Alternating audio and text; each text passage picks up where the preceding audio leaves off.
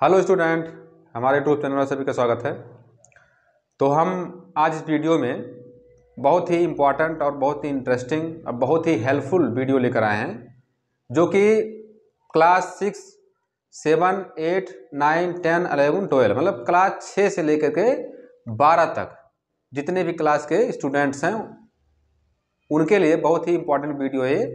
तो आप इसे बहुत ही ध्यान से और बहुत ही सावधानी से इसे देखना, क्योंकि अगर आप इसके बारे में नहीं जानते हैं तो ये समझ लीजिए कि मतलब कि आप साइंस या फिर बायोलॉजी के बारे में कुछ नहीं जानते हैं।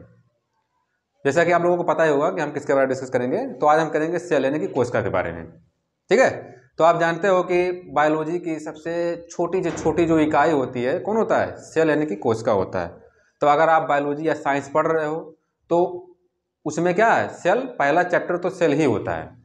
अगर आप सेल के बारे में जानोगे तो उसके आगे मतलब कि जो आपके टिश्यू हैं और आर्गन हैं, ठीक है, इन सब के बारे में ही जान पाओगे। तो सबसे जो मेन मतलब कि स्मॉलेस्ट यूनिट है वही सेल है, जो कि प्लांट में भी होता है, एनिमल्स में भी होता है। तो आज हम इस वीडियो में सेल के बारे में केवल इंट्रोडक्शन देंगे आप लोगों को, और उसका जो डीपली है, उसका जो गहराई है, उसके बारे में हम लगातार ऐसे कंटिन्यूअस एक वीडियो का सीरीज बनाएंगे, जिसमें मैं एक एक करके सब कुछ बताऊंगा। तो आज पहला दिन है, तो आज पहले दिन में हम सिर्फ सेल के बारे में इंट्रोडक्शन करेंगे। तो देखिए, सेल यानी कोशिका है क्या? तो सेल क्या है? Cell is the structural and functional unit of the life, या फिर बोल सकते हो cell is the smallest unit of the life. तो कोशिका क्या है? कोशिका हमारे जीवन की क्रियात्मक तथा संरचनात्मक इकाई है, या फिर बोल सकते हो कोशिका हमारे जीवन की सबसे छोटी या फिर मौलिक इकाई है। ठीक है, जिसका खोज किसने किया था? रॉबर्ट हुक ने किया था 1665 ईस्वी में। और कहाँ पे किया था? मधुमक्खी के छत्ते में, हाइव में। ठीक है, तो सेल क्या है? अब कितने प्रकार के होते हैं?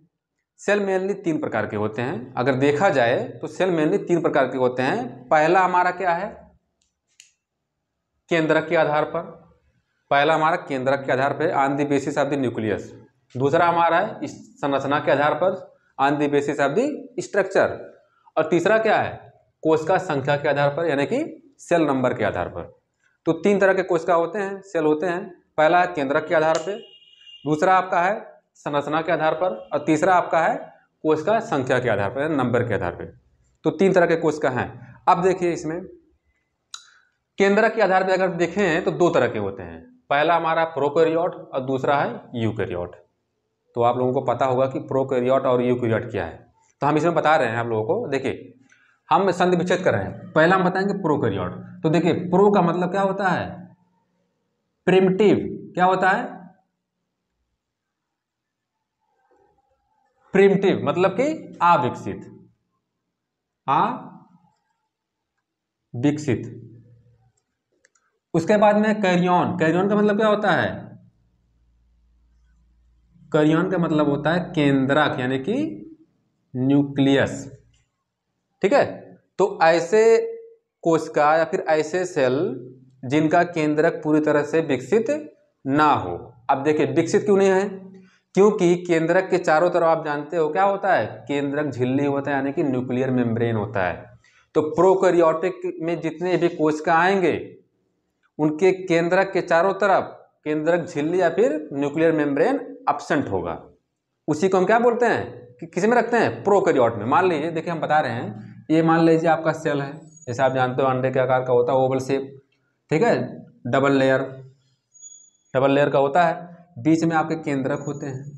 अब केंद्रक में क्या होता है? जेनेटिक मटेरियल होता है, यानी कि डीएनए या फिर आरएनए होगा। तो देखिए, यहाँ पे आपका डीएनए है और इसके चारों तरफ क्या है? न्यूक्लियर मेम्ब्रेन यानी केंद्रक झिल्ली है। तो अगर ये केंद्रक झिल्ली नहीं है तो इसको हम किस में रखेंगे? प्रोकैरियोट में। और जो आपका जेनेटिक मटेरियल होगा, यानी कि डीएनए होगा, वो साइटोप्लाज्म में मूव करता रहेगा। ठीक है, अब इसमें देखिए कौन जंतु आते हैं? बैक्टीरिया आता है, यानी जीवाणु। ठीक है, उसके बाद में आपका ब्लू ग्रीन एल्गी यानी कि बीजीए। ठीक है, नीला हरा शैवाल, साइनोबैक्टीरिया, जितने भी सब हैं सब प्रोकैरियोट के अंतर्गत ही आते हैं, क्योंकि उनका जो केंद्रक होता है, न्यूक्लियस होता है, पूरी तरह से विकसित नहीं होता है, क्योंकि केंद्रक के चारों तरफ जो न्यूक्लियर मेम्ब्रेन होते हैं, केंद्रक झिल्ली होते हैं, वो एब्सेंट होते हैं। ठीक है, अब नेक्स्ट हम देखेंगे यूकैरियोट। तो यूकैरियोट में देखिए इसका ऑप्शन विशेष कर रहे हैं। यू का मतलब क्या होता है? ट्रू। ट्रू मतलब सत्य। कैरियन का मतलब जानते हो? कैरियन का मतलब आप लोगों को पता है क्या है? केंद्रक। तो ऐसा सेल, ऐसा कोशिका जिसका केंद्रक पूरी तरह से विकसित हो। अब विकसित क्यों होगा पता है आप लोगों को? देखिए विकसित इसलिए होगा क्योंकि एक सेल है, सेल कैसा होता है? डबल लेयर ओवल शेप यानी कि अंडे के आकार का होता है। ठीक है, अब बीच में क्या होता है? न्यूक्लियस यानी कि केंद्रक होता है। अब केंद्रक के चारों तरफ क्या होते हैं? केंद्रक झिल्ली यानी कि न्यूक्लियर मेम्ब्रेन। अब बीच में क्या होता है? जेनेटिक मटेरियल यानी कि डीएनए या फिर आरएनए। तो देखिए यूकैरियोट में जो केंद्रक होगा, केंद्रक के चारों तरफ न्यूक्लियर मेम्ब्रेन या फिर केंद्रक झिल्ली पाया जाएगा। ठीक है, इसका मतलब क्या हुआ? जो जेनेटिक मटेरियल है वो किसमें पैक होगा? न्यूक्लियर मेम्ब्रेन यानी कि केंद्रक में पैक होगा, वो पैकिंग होगा। मतलब इसी में देखिए यहाँ पे देखिए ये चारों तरफ क्या है? न्यूक्लियर मेम्ब्रेन है यानी केंद्र झिल्ली है, और बीच में क्या है? जेनेटिक मटेरियल यानी डीएनए। ठीक है, तो इसको हम किस में रखेंगे? यूकैरियोट में। ठीक है, जैसे आपका एनिमल, जितने भी एनिमल्स है सब इसमें आएंगे, प्लांट आएगा, मतलब कि सब इसी में आएंगे यूकैरियोट में। तो आप लोग समझ गए होंगे कि प्रोकैरियोट और यूकैरियोट क्या है और इसमें कौन कौन से जीव या फिर जंतु आते हैं। तो नेक्स्ट हम चलेंगे संरचना के आधार पर। तो देखिए कोशिका यानी सेल के 3 भाग होते हैं। पहला क्या है? जैसे मैंने बताया है कोशिका के 3 भाग होते हैं, जैसे कि हम बता रहे हैं यहाँ पे। सबसे बाहरी भाग क्या है? कोशिका झिल्ली यानी कि प्लाज्मा मेम्ब्रेन है। सबसे बाहरी भाग है कोशिका झिल्ली यानी कि प्लाज्मा मेम्ब्रेन। अब बीच में ये जो बीच में क्या है? केंद्रक यानी कि न्यूक्लियस, जिसको हम क्या बोलते हैं? ब्रेन ऑफ द सेल, कोशिका का दिमाग भी इसे हम कहते हैं। और नेक्स्ट आपको जो कोशिका झिल्ली तथा केंद्रक के बीच में जो फ्लूइड भरा होता है, तरल पदार्थ भरा होता है, उसे हम क्या कहते हैं? कोशिका द्रव्य यानी कि साइटोप्लाज्म। इसको हम क्या बोलेंगे? साइटोप्लाज्म यानी कि कोशिका द्रव्य। तो 3 भाग हुए ना कोशिका के। तो संरचना के आधार पे जो सेल होगा वो 3 भागों में बटेगा। क्या क्या? केंद्रक, कोशिका द्रव्य और प्लाज्मा मेम्ब्रेन यानी कोशिका झिल्ली। ठीक है, तो अब देखिए हाँ, अब कोशिका द्रव्य, कोशिका द्रव्य क्या होता है? फ्लूइड होता है, एक तरल पदार्थ होता है जिसमें क्या भरा होता है? कोशिकांग यानी कि सेल ऑर्गेनल्स। तो हम इस वीडियो में सेल ऑर्गेनल्स का केवल नाम बताएंगे और उसका कार्य बताएंगे, उसका फंक्शन क्या है। ठीक है, तो अगले वीडियो हम इसका संरचना यानी कि स्ट्रक्चर पूरा बना करके इसके बारे में हम समझाएंगे। तो देखिए, तो कोशिकांग जो होते हैं यानी सेल ऑर्गेनल्स होते हैं, तो पहला क्या होगा? केंद्रक होगा, न्यूक्लियस। आप जानते हो केंद्रक क्या है? केंद्रक जो कोशिका का दिमाग है यानी ब्रेन ऑफ द सेल। क्यों? क्योंकि उसके पास जेनेटिक मटेरियल होता है यानी कि डीएनए होता है। अब डीएनए जानते हो, डीएनए में क्या होता है? जीन्स होते हैं। जीन्स क्या है? जीन्स जो होते हैं हमारे कैरेक्टर यानी लक्षण को निर्धारित करते हैं, मतलब दर्शाते हैं। ठीक है, जो एक पीढ़ी से दूसरी पीढ़ी में यानी कि एक जनरेशन से दूसरे जनरेशन में ट्रांसफर होते रहते हैं, उसे हम क्या कहते हैं? जीन कहते हैं। और जीन कहाँ पे होते हैं? डीएनए में होते हैं। ठीक है, और डीएनए कहाँ पे होता है? केंद्रक यानी कि न्यूक्लियस में होता है। ठीक है, इसीलिए कोशिका में जितने भी सेल ऑर्गेनल्स होंगे उनको कंट्रोल कौन करेगा? केंद्रक करेगा यानी न्यूक्लियस करेगा, क्योंकि उसमें डीएनए है। इसीलिए हम क्या बोले इसे? कोशिका का दिमाग यानी कि ब्रेन ऑफ द सेल। ठीक है, जो कि आपके सेंटर में होता है, कोशिका के सबसे बीचों बीच होता है। इसका खोज किसने किया था? रॉबर्ट ब्राउन ने किया था। किसका? केंद्रक का खोज रॉबर्ट ब्राउन ने किया था। अब नेक्स्ट हम देखेंगे, हाँ देखिए ये सब जो हमारे सेल ऑर्गेनल्स हैं ये सब सिस्टमेटिक पोजीशन में हैं, मतलब सीरीज वाइज हैं। पहला केंद्रक होगा, एंडोप्लाज्मिक रेटिकुलम, गाल्जी का है। ऐसा नहीं है कि केंद्रक फिर राइबोसोम फिर सेंट्रोसोम फिर माइटोकॉन्ड्रिया फिर प्लास्टिड, ऐसा नहीं है। जितने भी सेल ऑर्गेनल्स होते हैं वो सब कैसे होते हैं? एक सीरीज में होते हैं। ठीक है, सीरीज में होते हैं, जिसको मैंने यहाँ पे लिखा है। तो पहला क्या होगा? फर्स्ट में जो होगा आपका केंद्रक होगा यानी कि न्यूक्लियस होगा। इसके बारे में मैंने अभी बताया है। नेक्स्ट आपका एंडोप्लाज्मिक रेटिकुलम यानी कि अंतःपरदब्बी जालिका। तो देखिए अंतःपरदब्बी जालिका जो होंगे वो केंद्रक के जस्ट नीचे होंगे। अब ये 2 तरह के होते हैं, एक होता है आपका रफ एंडोप्लाज्मिक रेटिकुलम मतलब खुरदुरा, और दूसरा होता है आपका स्मूथ यानी कि चिकना एंडोप्लाज्मिक रेटिकुलम। ठीक है, अब खुरदुरा क्यों बोले हैं? क्योंकि उसके सरफेस पे जो आपका सरफेस होगा एंडोप्लाज्मिक रेटिकुलम का, उसके सरफेस पर राइबोसोम चिपके होंगे। अगर राइबोसोम चिपके हैं तो इसका मतलब क्या? खुरदुरा यानी कि रफ है। और अगर रफ है तो क्या बनाएगा? प्रोटीन का निर्माण करेगा। अगर चिकना यानी कि स्मूथ है, इसका मतलब क्या? राइबोसोम नहीं है तो क्या करेगा? वसा यानी कि लिपिड का निर्माण करेगा। ठीक है, तो एंडोप्लाज्मिक रेटिकुलम दो तरह के होते हैं, स्मूथ चिकना और रफ यानी कि खुरदुरा, दो तरह के होते हैं। अगर रफ है तो प्रोटीन बनाएगा, चिकना है यानी कि स्मूथ है तो लिपिड यानी कि वसा बनाएगा। अब नेक्स्ट हम देखेंगे गोल्जी कॉम्प्लेक्स। इसको हम बोलते हैं पोस्टमैन के नाम से भी जानते हैं। Golgi complex is also called postman of the cell. क्यों? देखिए, जैसे आप लोगों को पता है कि प्रोटीन जो होता है कहाँ पे बनता है? एंडोप्लाज्मिक रेटिकुलम में। अब प्रोटीन बनने के बाद कहाँ पे जाएगा? गोल्जी कॉम्प्लेक्स में जाएगा, यानी कि गोल्जी काय में जाएगा। हम क्योंकि हमने यहाँ पे लिखा है इसीलिए मैंने बोला है सीरीज वाइज सब रहेंगे। अब प्रोटीन कहाँ पे बना है? एंडोप्लाज्मिक रेटिकुलम में, अगर वो खुरदुरा है तब। ठीक है, बनने के बाद कहाँ पे जाएगा? गोल्जी कॉम्प्लेक्स में जाएगा। अब ये गोल्जी कॉम्प्लेक्स क्या करेगा? पोस्टमैन का काम करेगा। जैसे पोस्टमैन होते हैं चिट्ठी पहुँचाते हैं, वैसे ही गोल्जी कॉम्प्लेक्स प्रोटीन पहुँचाएगा। कहाँ पे? जितने भी अदर सेल ऑर्गेनल्स होंगे, कोशिकांग होंगे, जैसे आपका माइटोकॉन्ड्रिया हो गया, न्यूक्लियस यानी कि केंद्रक हो गया, ठीक है, लाइसोसोम हो गया, उन सब में प्रोटीन ये भेजने का काम करेगा। ठीक है, इसीलिए हम क्या कि बोले इसे पोस्टमैन, यानी कि postman of the cell is also called Golgi complex. ठीक है, तो गोल्जी कॉम्प्लेक्स को हमने क्या बोला है? पोस्टमैन, क्योंकि ये प्रोटीन जो होता है, जो बनता है एंडोप्लाज्मिक रेटिकुलम में, उसको हर सेल ऑर्गेनल्स में पहुंचाने का काम इसी का है। हाँ, तो पोस्टमैन हम यहाँ पे लिख दे रहे हैं। अब नेक्स्ट आपका है लाइसोसोम। लाइसोसोम जानते हो? Suicide bag of the cell, मतलब कोशिका का आत्मघाती थैली। क्यों बोलते हैं? देखिए, जैसे मान लो कि कोई कोशिका है, इन्फेक्टेड हो गया है, कोई भी वायरस बैक्टीरिया उसको इन्फेक्ट कर दिया है, वो अपना काम नहीं कर पा रहा है, अपना काम कर भी रहा है तो ठीक ढंग से नहीं कर पा रहा है, वो मतलब गलत तरीके से अपना काम कर रहा है, जिससे जो आजू बाजू के जो कोशिका हैं, सेल हैं, वो उनको नुकसान हो रहा है। तो इसमें क्या होता है? तो जो गोल्जी कॉम्प्लेक्स होता है, ठीक है, वो अपने आप को किल कर लेता है, मार लेता है। क्यों मार लेता है? क्योंकि जो हमारे आजू बाजू की जो कोशिका हैं वो खराब यानी कि डैमेज ना हो, तो क्यों ना हम अपने आप को ही सुसाइड कर लें, अपने आप को ही मार लें। तो इसीलिए हम इसको क्या बोलते हैं? Suicide bag of the cell, कोशिका का आत्मघाती थैली।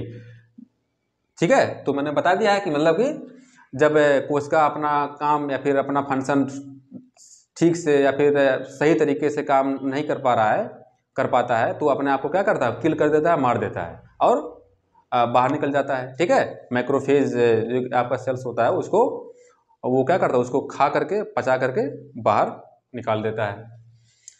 तो इसको हम क्या बोले हैं? Suicide bag, suicide bag of the cell, इसको मैंने बोला है। अब नेक्स्ट है आपका राइबोसोम। अब देखिए, राइबोसोम जो होते हैं ये प्रोटीन सिंथेसिस यानी कि प्रोटीन निर्माण में मदद करते हैं। अगर राइबोसोम एंडोप्लाज्मिक रेटिकुलम में चिपके हैं तो क्या है? रफ यानी खुरदुरा है। अब खुरदुरा रहेगा तो प्रोटीन बनाएगा। अब राइबोसोम दो तरह के होते हैं, एक 70S का होता है, एक 80S का होता है। 70S का मतलब क्या होता है? सब यूनिट। 70S जो राइबोसोम होता है वो आपके प्रोकैरियोटिक जितने भी सेल आएंगे उसमें पाया जाता है। 80S का राइबोसोम यूकैरियोटिक सेल में पाया जाता है। ठीक है, ये दोनों क्या करते हैं? प्रोटीन के निर्माण में मदद करते हैं। इसका मतलब क्या हो? राइबोसोम जो होता है ये सिर्फ मदद करता है किसमें? प्रोटीन के निर्माण में। जो दो तरह के हैं, 70S ribosome, 80S ribosome, 70S prokaryote में, 80S यूकैरियोट में। अब आपका सेंट्रोसोम यानी तारक का। देखिए सेंट्रोसोम, देखिए जैसे मान लो कोई भी सेल है, अपने आप को डिवाइड करना चाहता है, विभाजन करना चाहता है, ठीक है, तो किसके द्वारा करेगा? सेंट्रोसोम के द्वारा करेगा। जैसे अगर कोई कोशिका का किसी भी एनिमल्स का ग्रोथ कब होगा? छोटे से बड़ा कोई जंतु कब होता है? क्यों, कैसे होता है? क्योंकि उसके जो सेल्स होते हैं वो डिवाइड करते हैं, विभाजन करते हैं, ठीक है, तभी वो ग्रो करते हैं। चाहे वो लंबाई में हो, चाहे मोटाई में हो, किसी में भी हो, ठीक है। जब वो सेल उनके डिवाइड करेंगे, विभाजन करेंगे, तभी उनका ग्रोथ होगा। तब ग्रोथ मतलब सेल के विभाजन में मदद कौन करता है? तारक का यानी कि सेंट्रोसोम। ठीक है, ये सेल के डिवीजन यानी कि विभाजन में मदद करेगा, इसको आप लोग याद रखिएगा। नेक्स्ट आपका प्लास्टिड, ये तो आप जानते हो प्लास्टिड जो होते हैं प्लांट में होते हैं यानी कि लवक। अब इनका काम जानते हो, लवक पत्तियों में होते हैं, है ना, जिनका काम क्या है, फोटोसिंथेसिस यानी कि प्रकाश संश्लेषण। प्रकाश संश्लेषण के द्वारा क्या बनाएंगे, ग्लूकोज, जिनका क्या है भोजन है, और ऑक्सीजन रिलीज कर देंगे। ठीक है, तो सबसे मेन फंक्शन क्या है प्लास्टिड का, फोटोसिंथेसिस करना, प्रकाश संश्लेषण, जो कि पौधों में होता है, ये जंतुओं में होता है, जंतु में नहीं होता है, केवल पौधों में होता है। अब नेक्स्ट आपके देखिए माइटोकॉन्ड्रिया है, सबसे important. Mitochondria is also called power house of the cell. कोशिका का विद्युत ग्रह बोलते हैं। क्यों बोलते हैं, क्योंकि वहाँ जो हम खाते पीते हैं बढ़िया बढ़िया भोजन, अच्छा खासा बैलेंस डाइट, संतुलित आहार, तो जाता है हमारे शरीर में, तो किस लिए खाते हैं हम भोजन, किस लिए करते हैं, क्योंकि हमको ऊर्जा मिल सके। तो हमारा जो ऊर्जा एनर्जी है कहाँ पे बनता है, इसी माइटोकॉन्ड्रिया में ही बनता है। किसके फॉर्म में, किसके रूप में, एटीपी के रूप में, एडेनोसिन ट्राइफॉस्फेट। एडेनोसिन ट्राइफॉस्फेट के रूप में जो एनर्जी है वो माइटोकॉन्ड्रिया में बनता है, इसीलिए हम क्या बोले इसे, power house of the cell. अब नेक्स्ट हम देखेंगे कोशिका संख्या के आधार पर। तो कोशिका संख्या के आधार पर जो सेल होते हैं दो तरह के होते हैं। पहला आपका एक कोशिकीय यूनिसेलुलर, दूसरा है बहुकोशिकीय यानी कि मल्टी सेलुलर। अब यूनिसेलुलर नाम से मालूम पड़ रहा है एक कोशिकीय, ऐसे जीव जिनमें एक ही कोशिका पाया जाए, आप लोगों को पता ही होगा, जैसे अमीबा हुआ, पैरामीशियम हुआ, एगुलिना हुआ, इन सब में क्या होता है, एक ही कोशिका होता है, इसीलिए हम किस में रखते हैं, एक कोशिकीय यानी कि यूनिसेलुलर। अब नेक्स्ट आपका बहुकोशिकीय, ऐसे जीव जिसमें मोर देन वन कोशिका पाया जाए, मतलब एक या दो से अधिक कोशिका पाए जाए, उसे हम किस में रखेंगे, मल्टी सेलुलर यानी कि बहुकोशिकीय। जैसे आप जानते हो हम लोग, पेड़ पौधे जितने भी हैं, घोड़ा, हाथी, ठीक है, छगड़ी झगड़ा, सब इसे किस में रखेंगे, बहुकोशिकीय में। ठीक है, तो ये सब मतलब कि आपके हो गए, कोशिका क्या है मैंने बताया, कितने प्रकार के होते हैं, ठीक है, उसको मैंने डिस्कस किया। कोशिकांग यानी कि सेल ऑर्गेनेल्स के बारे में डिस्कस किया, उसका कार्य मैंने बताया। तो अगले वीडियो में हम इनका सब स्ट्रक्चर बनाएंगे। अब स्ट्रक्चर के आधार पे हम डिटेल में इसके बारे में समझाएंगे। तो अगर आपको वीडियो हमारा पसंद आए तो उसको लाइक, सब्सक्राइब और शेयर कीजिए, जिससे हम आपको ऐसे ही वीडियो लाते रहें। Thank you.